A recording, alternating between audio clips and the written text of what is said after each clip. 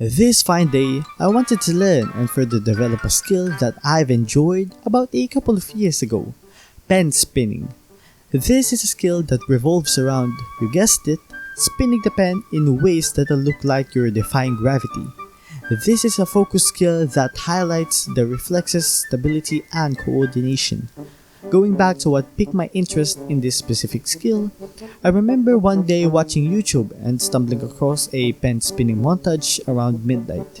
The perfect time where people want to sleep but just can't. Thanks, Internet. After watching this, I was hooked on this skill and the possibilities, even though it will most likely be only having a couple of people look at you in a weird way, and that's about it.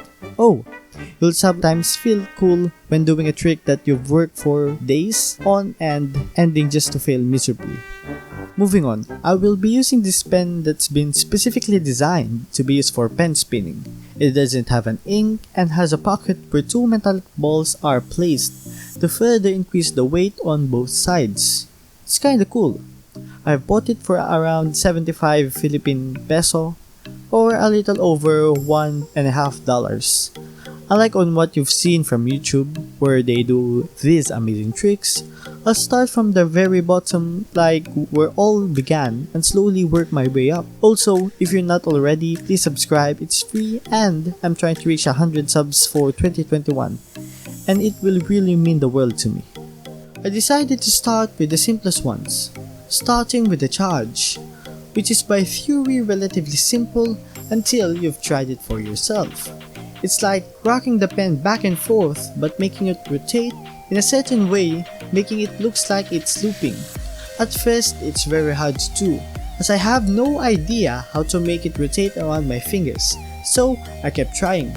After a few minutes, it's getting even more frustrating and it's time to go to Professor YouTube and ask for whatever help I can have. After watching, I've noticed that they use the joints on the fingers to rotate the pen and have it move like a wave motion to make it rotate. I also need to relax my fingers a little bit, as not to make the pen fly all over the place. By flying, I meant literally flying all over the place. After practicing for about an hour, it became pretty much intuitive and simple. I've been able to do it pretty consistently every time since then.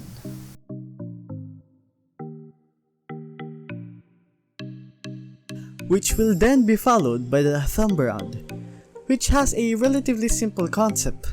It consists of spinning the pen around your thumb and catching when it arrives in its initial point, holding the pen between your index finger, middle finger, and your thumb, then pulling the middle finger inwards, which causes the pen to rotate. Although it sounds pretty easy, actually doing the trick is quite challenging. I've seen the pen flying in all directions that even physics doesn't apply anymore.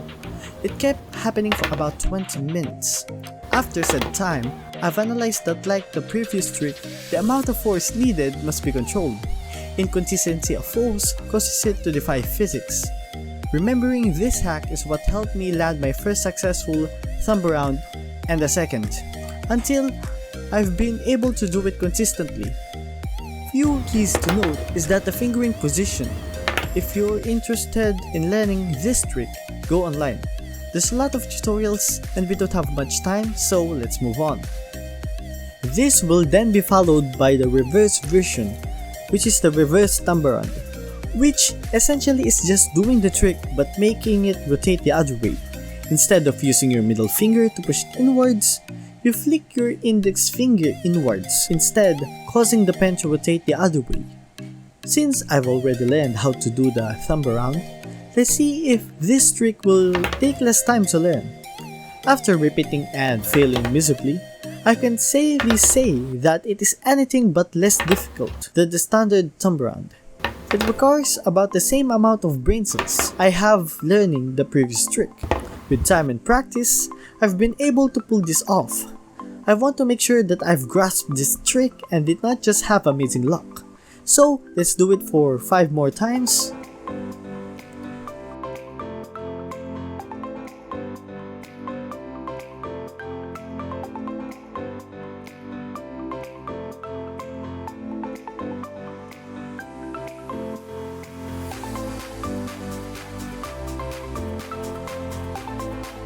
Moving on to the next trick. Next on the list is finger pass, which is essentially passing the pen from the index finger all the way to the pinky by making it rotate between your fingers. And it should look like this. After trying for the first time, I've noticed that my hand is very stiff and wouldn't move properly at all. Following YouTube-san, we position our pen between the knuckles of our fingers and proceed to pass it to the next fingers, landing on the same starting position. This helped me a lot in removing the stiffness from my fingers and learning the muscle memory to do it properly. After reaching the pinky finger, to finish the trick, we just have to do it from the pinky all the way back to the index, and that about covers the whole trick.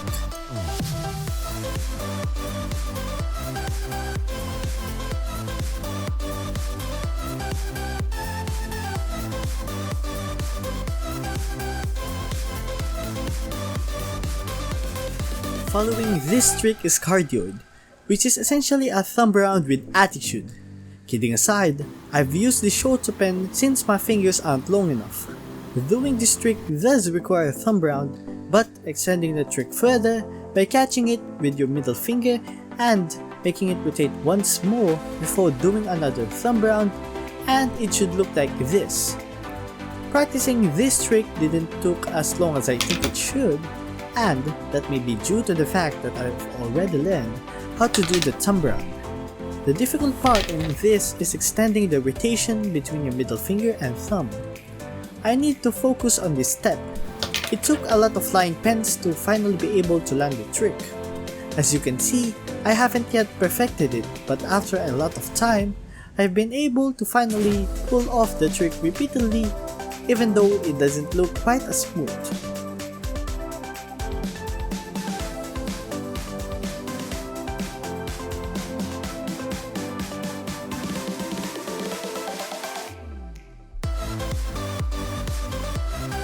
Lastly, the final trick in this video will be sonic. Remember the finger pass that I've learned quite a while ago? This is essentially the finger pass that hits different. Doing this trick requires learning the charge trick that I've learned, but passing it around and skipping a finger. This is by far the most difficult trick up to date, since it's basically a combination of tricks that it became quite a challenge. I first practiced it by doing it multiple times until I felt comfortable with passing it to the next hand. The next step is to remove the finger in between, although obviously not quite literally, and to practice the charge between those fingers, which are the index and ring fingers. After doing this for a couple of minutes and getting the hang of it, it's finally time to catch it with your middle finger and completing the trick. It took a lot of time, but we're finally here. After half an hour, I've managed to pull off my first sonic, and another, until it became much easier.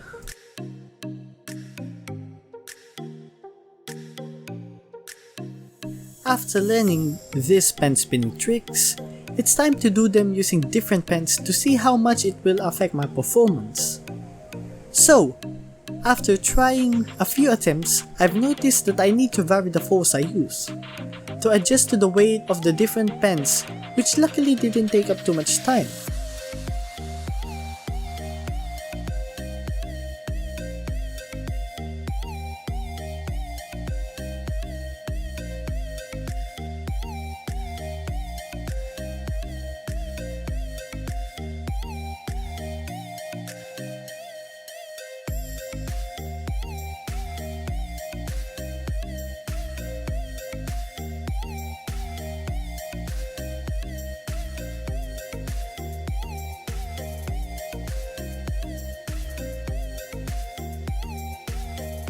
Learning pen spinning is so much fun and cool to perform. It develops our focus and coordination skills vividly. I definitely would recommend you to learn it as well.